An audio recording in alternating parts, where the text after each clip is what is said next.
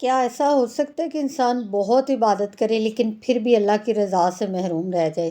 اس سوال کا جواب ہر ایک کو چاہیے ہوتا ہے، ہر مسلمان کو جاننا ضروری ہے۔ عبادت وہ نہیں جو صرف سجدوں میں نظر آئے، عبادت وہ ہے جو آپ کے اخلاق میں نظر آئے۔ اگر آپ کی زبان سے لوگ زخمی ہو رہے ہیں تو آج کی بات ضرور سنیں۔ ذرا سوچیں، اگر اللہ کو راضی کرنا ہی نہ آیا تو پھر نمازیں، روزے اور عبادتیں ہماری کس کام کی ہیں؟ ایک سوال اپنے دل سے پوچھیں، کیا میری عبادت نے میرا اخلاق بدلا ہے؟ اگر جواب نہیں ہے تو یہ ویڈیو صرف آپ کے لیے ہے۔ اگر آپ کی عبادت کے باوجود لوگ آپ سے تنگ ہیں تو یہ ویڈیو آپ نے آخر تک ضرور دیکھنی ہے، کیونکہ ہو سکتا ہے ہم عبادت تو کر رہے ہیں مگر اللہ کی رضا کا راستہ کہیں کھو چکے ہیں۔ السلام علیکم، کیسے ہیں آپ سب؟ امید ہے انشاءاللہ آپ سب ٹھیک ہوں گے، اور الحمدللہ میں بھی ٹھیک ہوں۔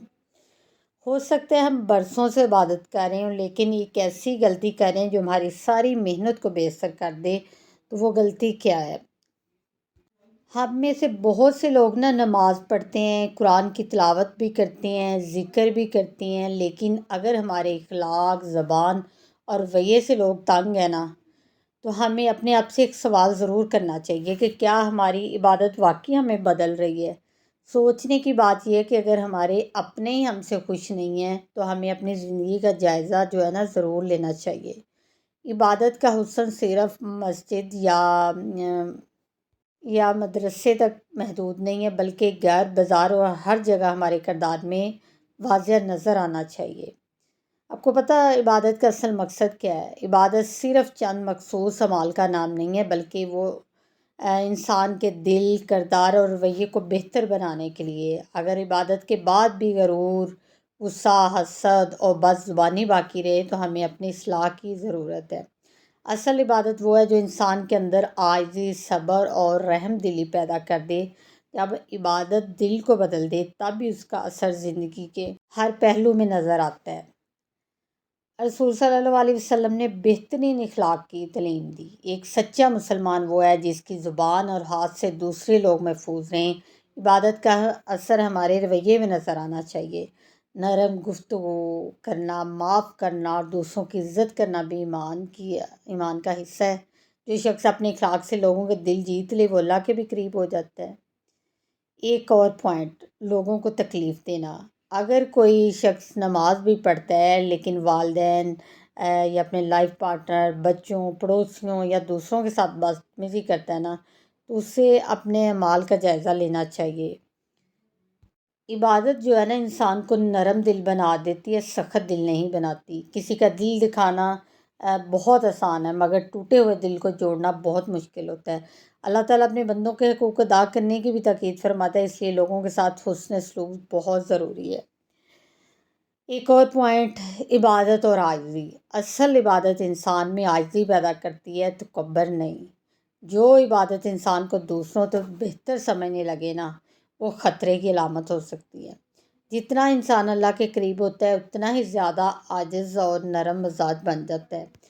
تکبر نیکیوں کی چمک کو ماند کر دیتا ہے، کم کر دیتا ہے، جبکہ عاجزی انسان کو بلند مقام عطا کرتی ہے۔ اللہ کی رضا صرف نماز اور روزے سے نہیں بلکہ سچ بولنے سے، ایک دوسرے کے ساتھ وعدہ پورا کرنے سے، ایمانداری سے، والدین کی خدمت کرنے سے، معاف کرنے سے اور دوسروں کے حقوق ادا کرنے سے بھی حاصل ہوتی ہے۔ چھوٹی چھوٹی نیکیاں بھی اخلاص کے ساتھ کی جائے تو اللہ کے نزدیک بہت قیمتی ہوتی ہیں۔ اللہ ظاہری شکل سے زیادہ دل کی نیت اور اعمال کی سچائی کو دیکھتا ہے۔ ایک اور پوائنٹ، اپنی عبادت کا امتحان اپنے آپ سے پوچھیں، کیا میری زبان نرم ہوئی ہے؟ کیا میرے غصے میں کمی آئی ہے؟ کیا میرے گھر والے مجھ سے خوش ہیں؟ کیا میرا اخلاق پہلے سے بہتر ہوا ہے؟ اگر اس کا جواب آپ کو ہاں میں ملے تو عبادت اپنا اثر دکھا رہی ہے۔ روزانہ چند لمحے اپنی اصلاح کے لیے نکالیں، اپنی کمزوریوں کو پہچانیں۔ جو شخص خود کو بدلنے کی کوشش کرتا ہے اللہ تعالیٰ اس کے لیے آسانیاں پیدا فرما دیتا ہے۔ ایک آخری بات، یاد رکھیں عبادت کا مقصد صرف عبادت کرنا نہیں بلکہ ایسا انسان بننا ہے جس سے اللہ بھی راضی ہو اور بندے بھی محفوظ رہیں۔ اگر ہماری عبادت ہمیں بہتر انسان نہیں بنا رہی تو ہمیں اپنی نیت، اخلاص اور کردار پر غور کرنے کی ضرورت ہے۔